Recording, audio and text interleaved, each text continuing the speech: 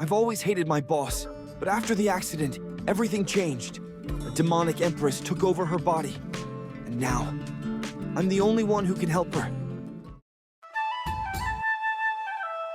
On a rainy night, during an accident, a voice was heard. A young man wondered whether he should save his boss, although, in truth, he didn't want to get involved in that situation.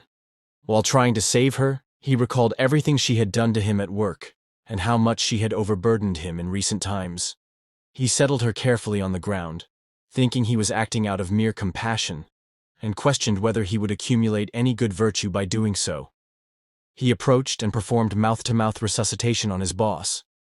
At that moment, a beam of light shot down from the sky and struck the girl lying on the ground. Nervously, only one thought ran through his mind. Who else would sign his expense reimbursement forms? On the other hand, he couldn't help but notice that his boss's lips were soft and sweet. At that instant, she woke up and asked if he was looking to lose his life. A system unlock message appeared, informing him that he had successfully unlocked the career shock system, because he had successfully shocked the Empress. After receiving a kick to the face, the young man wondered where that voice had come from, and who the Empress was. His boss grabbed him with her legs, flipped him over forcefully, and pinned him down, declaring that those who disrespected her would face divine punishment. Confused, he asked what that was supposed to mean, and suggested to Miss Lin that if she had suffered any head injury, they should go to the hospital. At that moment, she realized she could no longer use her true energy. The young man commented that she seemed fine, and suggested she go to the hospital by herself, adding that if she didn't, an ambulance would arrive shortly. While the boss stared at her hand in confusion, he mentioned that he still had to work overtime and needed to leave, asking her not to forget to help him with the reimbursement later. His boss, stunned, couldn't understand where she was or what had happened to her true energy. Sometime later, the young man appears relieved for having finished his work and for being able to enjoy his valuable and rare day off. Arriving home, he asks his brother if there is anything to eat. The boy replies that he left nothing, thinking his brother would stay at the office for another night. Smiling, the young man asks if the boss had squeezed the poor man dry once again. The boy then gets startled and drops his can of soda on the floor. The man, confused, asks what is happening. But suddenly the boss arrives at the scene, questioning whether this kind of cage could really be called a home. The employee asks his boss what she is doing there, and his brother jokes that he had brought a girl home without warning. Looking at the man, the woman asks him to explain everything to her, as she is very confused and wants to avoid a punishment for the offense he committed earlier. She then takes him by the hand and asks him to follow her for a moment. The younger brother thinks they are participating in some kind of realistic RPG, and believes his brother, Youwei, really knows how to have fun. Arriving at another place, Youwei tells the boss that, even though he is her subordinate, she cannot force him to work during his day off. The girl asks if he is supposed to be some kind of disciple of hers, and explains that she is an empress of the underworld sect. After 3,000 years of cultivation, she has finally managed to reach both the human and heavenly realms. She then asks what place this is, and why she cannot channel her energy. Observing the girl, Lu wonders if she has read too many novels and gone crazy. But he explains that there are some rumors about cultivators and martial artists existing in this world, although encountering them is extremely rare. He adds that both he and she would be considered normal people. At that moment, the woman grabs him by the neck and gets closer. Lu begins pleading to resolve things peacefully, without any physical contact. The girl, very close to our protagonist's face, says that he does not emit the aura of someone from the Righteous Alliance, and seems not to have been sent to capture her. Quickly, Youwei pulls away, asking what that was. At that moment, some men prepare an ambush against the two of them. The boss turns and shouts that she will punish the eavesdroppers. The men then come out of hiding, and one of them says he did not expect to be caught so easily. Upon seeing the man's hand filled with pulsating energy, Lu is impressed, thinking that he might be a real cultivator. He asks why he is being attacked. The man responds that our protagonist has seen too much and must be eliminated, and then charges toward Lu. Suddenly, a shield appears around Youwei, and a system message warns that this shield was activated because the host's life was in danger. The men are thrown far away, and one of the attackers asks if that was even possible. Lu, looking at his own hands, wonders about the voice that had reappeared and where that shield came from. The supposed Miss Lin observes the men and says she will teach her disciple something. Leaving enemies alive is the same as digging one's own grave. She lifts one of her feet and stomps hard on the ground, concluding by saying that to eliminate such ants, brute force alone would be enough. Watching the woman from a distance, Youwei starts to realize that all of this is real.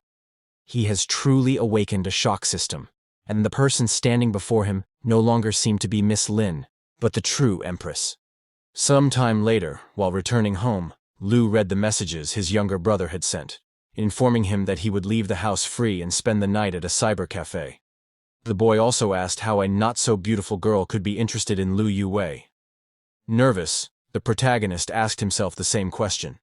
He opened the door, invited her in, told her to make herself comfortable and sit wherever she wanted, but warned her not to mind the mess, as he hadn't had time to clean up.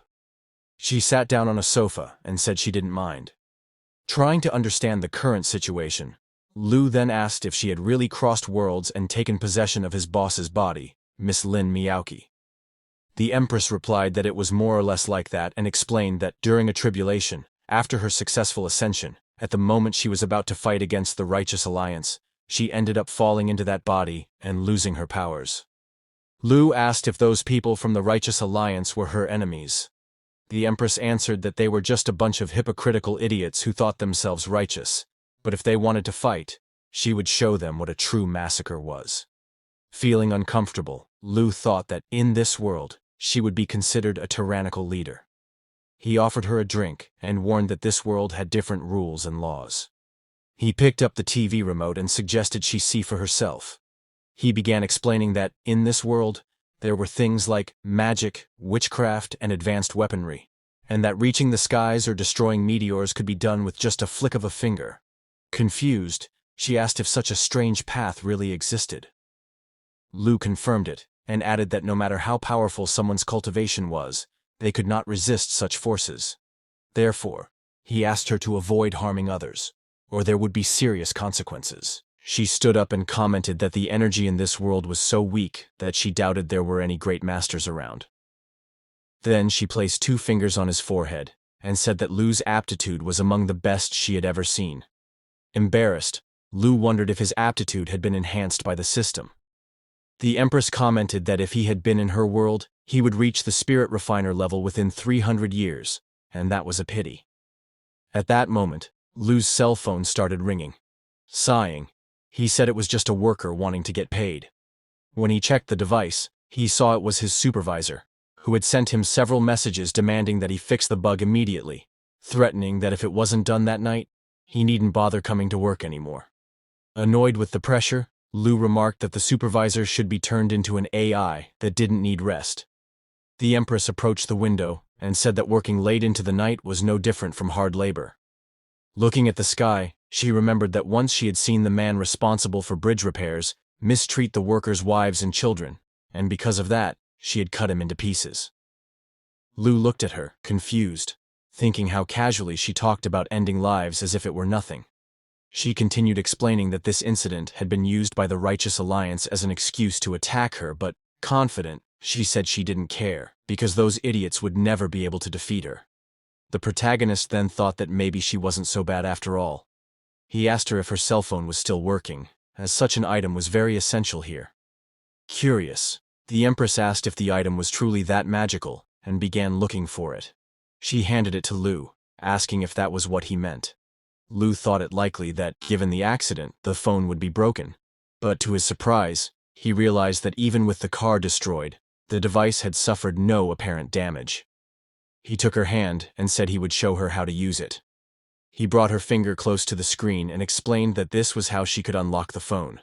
Embarrassed by the situation, she called him a perverted disciple and said he deserved to receive divine punishment. Some time later, Lu had ordered some food. The Empress asked what it was, since it had a strong smell of spices.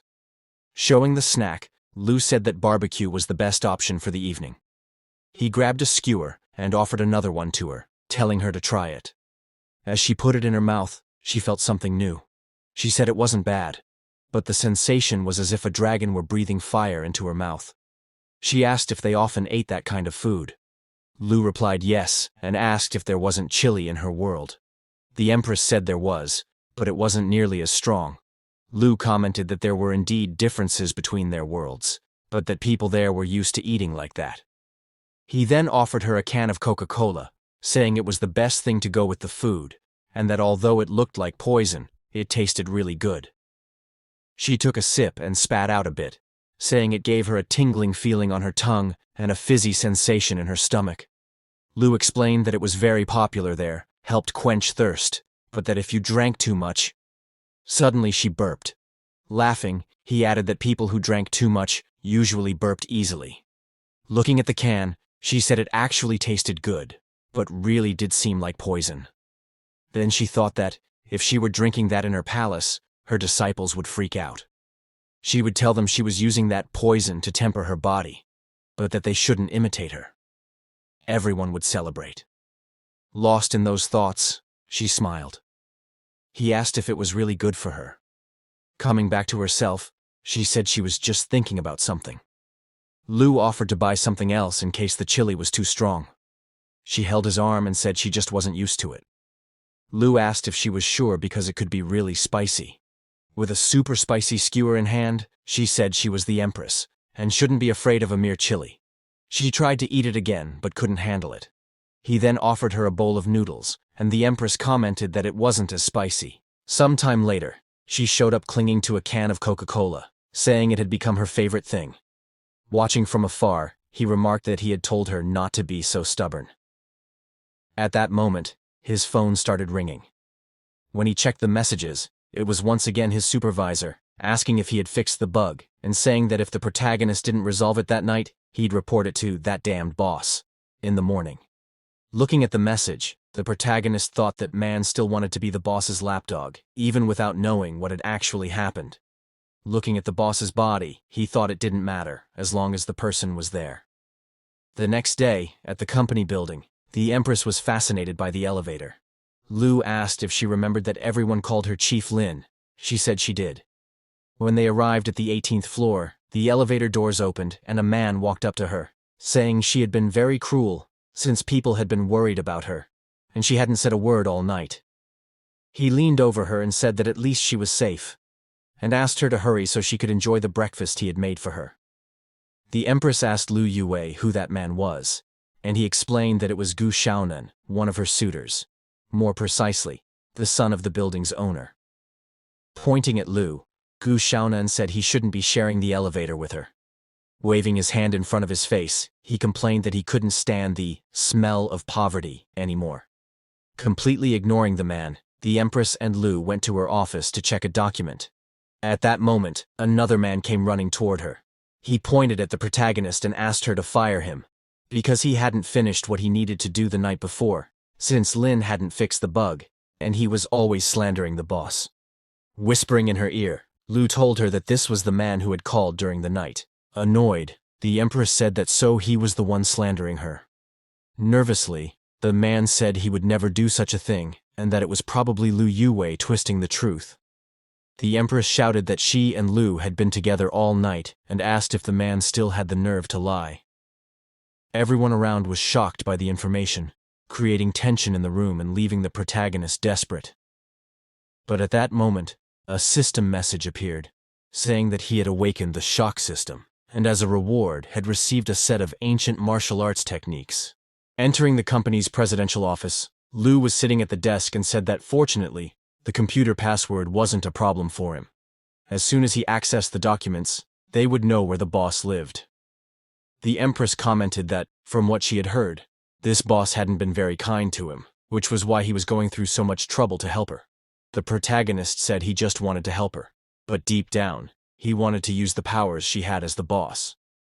He asked her to hurry and sign his reimbursement because he wanted to see that man get what he deserved.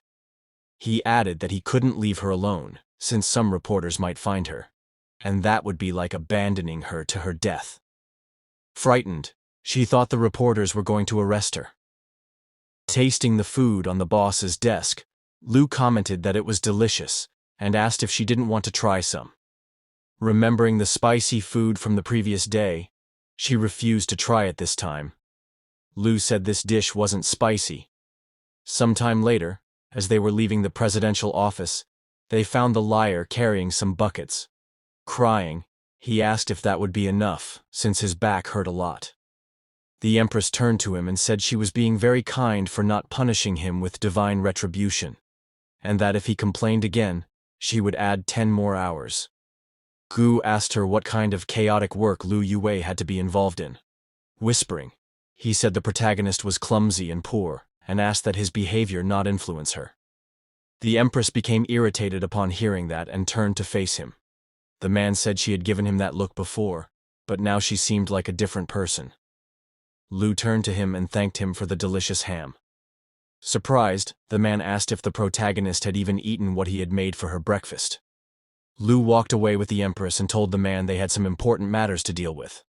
Once again freaking out, Gu asked what those private matters were. At that moment, Lu realized that, with that level of shock, the system wouldn't be activated. So he concluded he would have to try something different. Annoyed, Gu said Youwei had better be ready for the consequences. Arriving in front of a luxurious mansion, the protagonist is surprised to see that she already knows how to open the digital lock without him needing to explain it. She replies that it's only natural. They enter the house, and Lu says he will teach her how to use some of the items inside. He takes her to the kitchen and says he'll explain something later. She responds that it's not necessary, as she has never cooked before. Next, he shows her the bathroom and explains that she can bathe and also take care of her needs there. Alarmed, she asks if doing both things in the same place isn't bad. But he replies that it's fine. It's a toilet. And she just has to press a button for everything to go away. He shows her the shower and says it can be adjusted for hot water. Excited, she becomes eager to take a bath. She asks him to get her some clothes. Lu goes to the wardrobe and is shocked by what he finds there. He never imagined his boss would be like that. But fortunately, there were plenty of clothes, so he didn't have to worry about it. The Empress asks if everything is ready. She says he's too slow and that she's about to catch a cold. At that moment, the protagonist panics, as he has no idea how to teach her how to put on those clothes. Outside the bathroom, he says it's just a matter of following the picture and not wearing the same clothes as before. She replies that she understands and asks him to stop bothering her. After all, it was just underwear, and it shouldn't be that hard. But, on second thought, she finds the design very complicated, and then wonders if a string can even be considered clothing. Meanwhile, in the living room, the protagonist is watching TV. She walks in, and he invites her to watch a documentary about world history.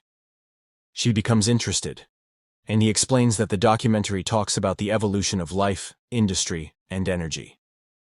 She sits next to him and, excited, says she'd love to watch it. However, 5 minutes later, she falls asleep. Looking at her, the protagonist comments that she said she was interested but fell asleep right away. He tries to cover her with a blanket, but she cuts it in two. Startled, he says he was just trying to cover her. He wonders if she's still asleep and tries once more to use a piece of the fabric to cover her. Again, she tears the cloth in half. Seeing this, the protagonist wonders if she's always alert, even while sleeping. So, he gives up and decides it's better to stay away from her. He opens the system and says he'll practice the ancient martial arts he just acquired. Sitting on the floor, he tries to channel his energy and cultivate the celestial Dao fist technique. After a while, he thinks the name sounds too pretentious, but as he practices a few moves, he feels pain throughout his entire body. His chest tightens so much that it feels like his heart is going to explode. The Empress approaches and says that if he continues practicing, he might end up dead. She explains that the better the technique, the riskier it can be. The protagonist may have talent, but his foundation is weak. Therefore, he won't be able to withstand the pressure that this technique puts on the body. In other words, she says he is still too weak. Embarrassed, Lu thanks her for telling him that. He asks if she really slept earlier, and she replies that yes, and now she's full of energy. At that moment, his phone rings. When he answers, he asks Manager Zheng what the problem is. The Empress watches him and Lu turns around, saying he's going back to work and will be home later. She asks if being by her side wouldn't spare him from such tedious tasks. He replies that with great power comes great responsibility, and that he needs to teach this to others. Otherwise, everything will become a mess later. He starts to leave the house, saying he doesn't want to make other people's lives worse. The Empress calls him back. He turns around and asks what she wants, and she tells him to come closer.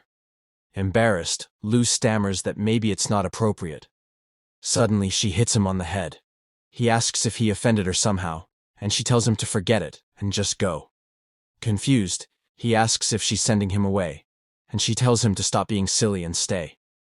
As he leaves the house, he says he'll order food for her, and that she should just stay there and not scare people. At that moment, she remembers that she no longer has her energy, and can't send her consciousness remotely anymore. As night falls, the protagonist stretches and feels relieved for having finished his work. His co-worker, calling him President Lu, asks if he would treat them to a late-night snack. The protagonist questions the reason, and the man tells Lu to stop pretending. After all, he was with the president. Lu replies that the man is reading too much into things. He explains that she had an accident yesterday, but wasn't seriously injured, and since he was nearby, he simply helped her. The co-workers are shocked by the revelation and ask if it's true. The protagonist confirms, saying that if it weren't, why would he be there working overtime so late? As they talk, the young Gu watches them. A bit more confident now, he realizes it was all just a coincidence, but becomes irritated seeing the protagonist showing off in front of the woman he loves. He decides he'll make him pay for it. Meanwhile, in the president's luxurious mansion, the Empress is sitting in the dark at the table. She hears the protagonist arrive. He asks what's going on since the lights are off. She turns around and says she's very angry, and that the consequences will be serious. He places the food on the table and suggests she eat something first. She pauses for a moment, then starts devouring the food, saying he should have brought it earlier. Sometime later, satisfied, she asks why the food isn't spicy this time. Smiling, he replies that, in this case, the wontons are better when they're lighter. She grabs her phone and asks if he has something against her. She complains that she can't order food with just 2 taps and questions why she can't do it herself. The protagonist realizes this is what she was actually upset about. He sits beside her and says he'll take a look. He explains that she needs to scan her face to complete the payment and asks her to point the camera at her face, since that's the only way she can pay for the food. While cleaning the table, he wonders what those papers about meditation techniques are, and how his boss, Lin, could even read that kind of thing. The Empress replies that in fact, she was the one who wrote them. The protagonist is even more surprised, but she says it's not so strange since she still knows how to use paper and pen. She gets up and explains that it's a meditative breathing technique that will help him strengthen his body and focus his mind. She continues, saying that once his meridians are unblocked and his body reshaped, he'll be able to handle the technique he's been practicing. Embarrassed, he thinks that it's the first time a girl has done something like this for him. The Empress then says there's a condition. The protagonist jokingly replies that he's not going to sell his body for it. But she explains that if he accepted her methods, then he'll have to practice according to them. She doesn't care about his natural talent. She wants him to master the first chapter within 3 weeks, because she never keeps lazy people around. At that moment, the protagonist feels as if he has just seen a demon. He asks how long her disciples usually take to practice. She replies that it takes around 4 weeks, but since Lu is naturally more talented, 1 week less shouldn't be a problem. He then picks up the paper and begins to read. He needs to keep the energy flow light and circulating through his body. Meanwhile, she's sitting on the table, eating some cookies. She tells him to eat first, that there's no rush. But the protagonist says he feels his body has become much lighter. She is startled, realizing he might have mastered the entire chapter in just a few breaths. Youwei looks at his own hand and asks what he has just mastered. The Empress replies that he has mastered the fundamentals of body refinement. She asks him to take a deep breath and try again. The protagonist pauses for a moment and breathes. The Empress is astonished, realizing that what she's sensing is spiritual energy from a radius of dozens of kilometers being drawn toward him. Surprised, she wonders what kind of monstrous talent this could be. A system shock message appears, stating that he has once again surprised the Empress, and as a result, he has received a reward. Instant steps. Lu thinks that once again the system has appeared, and given him a reward for the shock he caused. He concludes that, for the system to appear again, he will have to shock someone even more. Seeing Lu laugh, the Empress asks why he is laughing like that. He replies that it's nothing. He's just thinking about the day he will become an incomparable master. Then, he turns to her and asks if she has any more instructions. Otherwise, he will go back to practicing. She says yes. There's something very important. She asks why there's no Coca-Cola in the house and why she can never find any food. This leaves the protagonist speechless. Sometime later, he's rummaging through her fridge and comments that if he has to teach her how to order things from the market this late at night, the delivery guy might have problems. He then hands her a can of soda, which she drinks immediately. She throws herself on the sofa and says she's feeling much better now. Then she tells Lu that she needs to remind him of something important. She asks him to be more practical, as she has seen many prodigies fall because they let power go to their heads. She warns him to always remember that there are always mountains above mountains. The protagonist simply agrees and says he understands. At that moment, the Empress slightly gets up and lets out a burp out of nowhere. Embarrassed, she says that this body is still very fragile, while hiccuping non-stop. The protagonist tells her he had warned her not to drink so fast, and declares that from now on she can only drink 2 cans per day. And he'll check on that. He also recommends that she brush her teeth before going to bed. She complains, saying he's really annoying, and asks if he wasn't leaving already. The protagonist says he's leaving, even if she gets mad at him, unless she wants to end up with diabetes and enough cavities to never drink soda again. Shocked, she asks if she won't be able to drink anymore, and he says he's just joking, then says he's leaving. After he's gone, she feels like she finally has a bit of peace. However, he shouts from the door, letting her know he saved his number in her phone. If she wants to call him, she just needs to tap the screen. At that moment, she thinks about how people once feared her wrath and did everything she asked. It had been a long time since someone cared about her that much. Arriving home, Lu wonders where his brother is, but he says he doesn't care and throws himself onto the couch, as he had a long day and needs to relax. He then picks up his phone and opens a game. He tries to see if his friends are online and sends a message in the chat, asking if they're playing anything. However, his friends start coming up with some lame excuses to leave the conversation at that moment. Lu gets upset with their attitude, but one of them asks if he's still in the city of Zhejiang. The protagonist gets excited and replies that it had been a long time since he'd seen that friend online, and the two end up planning to grab something to eat together the next day. Lu thinks, at that moment, that it's been 4 years, and he has never seen this friend in person. With that avatar, he could easily be mistaken for a gang leader. Meanwhile, elsewhere, in a surveillance room, a few men are searching for something. One of them says that one of his brothers disappeared there, and that there were no traces of his whereabouts. The other responds by telling him not to worry, as he found someone to deal with this guy. He says this while looking at a photo of our protagonist. We'll continue in the next chapter. For more videos like this, subscribe to the channel and turn on notifications. See you next time.